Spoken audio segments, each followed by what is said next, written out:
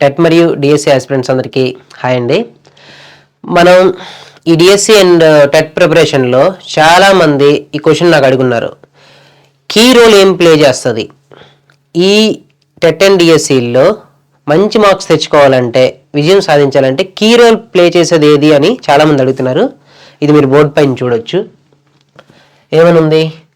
Content is the king. మన DSC విషయంలో content అంటే ఏమంటామండి? Whatever that is mentioned in the text books.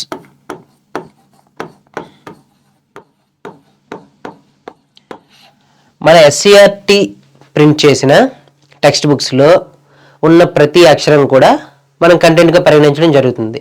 అంటే నువ్వు ఏం చదవాలి అనే విషయాన్ని ఒక బుక్లో ఇచ్చి, ఇంత ప్యాకేజ్ ఇచ్చి ఇదే మీరు చదవాలి అని మనకు ముందే చెప్పేస్తున్నాడు. ఇంతకు మించి నేను వెళ్ళనని కూడా వాడే చెప్తున్నాడు. అంటే వెరీ బౌండెడ్ సిలబస్ని ఇచ్చి ఈ టెక్స్ట్ బుక్ నుంచే అడుగుతారు అనే విషయాన్ని డిఎస్సి ఏ పరీక్షలో చూసినా సరే ఇలా ఉండదు, కానీ డిఎస్సి విషయంలో ఉంటుంది. అందులో కూడా అసలు ఎక్స్పెరిమెంటేషన్ చేయడానికి వీలు లేని ఒక ఏరియా ఏదైనా ఉందంటే కంటెంట్. కంటెంట్లో ఏం అడగాలన్నా టెక్స్ట్ బుక్ నుంచి అడగాలి, టెక్స్ట్ బుక్ దాటి అడగకూడదు. టెక్స్ట్ బుక్ దాటి అడిగాడు అనేసి అంటే మళ్ళీ కోర్టు కేసులు అవుతాయి, అవుట్ ఆఫ్ ద సిలబస్ అని అందరూ మెన్షన్ చేస్తారు, కీ ఇవ్వాల్సి ఉంటుంది. సో అసలు ఎటువంటి అనుమానాలకి, ఎటువంటి కన్ఫ్యూజన్కి తావు లేకుండా ఇచ్చే క్వశ్చన్స్ ఏమైనా ఉన్నాయంటే కంటెంట్ మాత్రమే. ఇప్పుడు మీరు మెథడ్స్ తీసుకున్నారనుకోండి, ఎక్కడి నుంచైనా ఇవ్వచ్చు. ఎందుకంటే method is always subjected to experimentation. ఏదో ఒక ఎగ్జాంపుల్ తీసుకొని మీకు ఇవ్వచ్చు. సైకాలజీ ఇచ్చారనుకోండి, హైలీ ఎక్స్పెరిమెంటల్, వాడు ఒక రియల్ లైఫ్ ఎగ్జాంపుల్ తీసుకొని కూడా మనకు సైకాలజీ క్వశ్చన్ ఫ్రేమ్ చేయొచ్చు. జీకే కరెంట్ అఫైర్స్ ఇంక చెప్పనవసరం లేదు, దానికి అసలు boundless, sky is the limit, ఎక్కడైనా ఉంటుంది.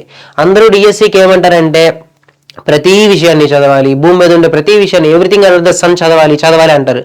బట్ కంటెంట్ విషయంలో కేవలం మనకున్న టెక్స్ట్ బుక్స్ మాత్రమే ప్రిపేర్ అయితే సరిపోతుంది. మీరు మెథడ్స్లో ఒక బిట్ కోల్పోయినా కంటెంట్లో మీరు సాల్వ్ చేసిన ఒక బిట్ మిమ్మల్ని సేవ్ చేస్తుంది. సైకాలజీలో ఒక బిట్ కోల్పోయినా కంటెంట్ సేవ్ చేస్తుంది.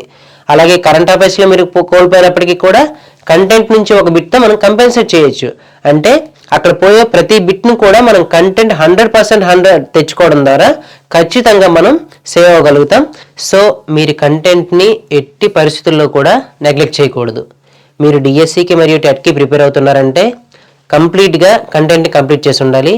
కంటెంట్ మాత్రం మిమ్మల్ని ఖచ్చితంగా సేవ్ చేస్తుంది. ఈ కంటెంట్లో ఉండే ప్రతి బిట్ కూడా మీరు very strict to the syllabus కాబట్టి ఈజీగా కంప్లీట్ చేయొచ్చు. డిఎస్సి నోటిఫికేషన్ వచ్చే టైంకి, టెట్ నోటిఫికేషన్ వచ్చే టైంకి మీరు కంటెంట్తో స్ట్రాంగ్గా ఉంటే మిగిలిన సబ్జెక్టులో మీరు కొత్త విషయాలు నేర్చుకొని హ్యాపీగా ప్రిపరేషన్ కొనసాగించవచ్చు. ఆ కంటెంట్ని ఏ విధంగా ప్రిపేర్ అవ్వాలి, టెక్స్ట్ బుక్స్ ఏ విధంగా చదవాలి, వర్క్ బుక్స్ ఏ విధంగా చదవాలి, ఈ ప్రతి విషయాన్ని కూడా ఈ మై వే టు డిఎస్సి అనే ఛానల్ ద్వారా మీకు ఎప్పటికప్పుడు అప్డేట్స్ రూపంలో అందించడం జరుగుతుంది. టెక్స్ట్ బుక్నే డైరెక్ట్గా చూపించి మీకు ఎలా చదవాలో, ఎలా అండర్లైన్ చేసుకోవాలో, ఎలా బిట్ను పసిగట్టాలో చెప్పడం కూడా జరుగుతుందండి.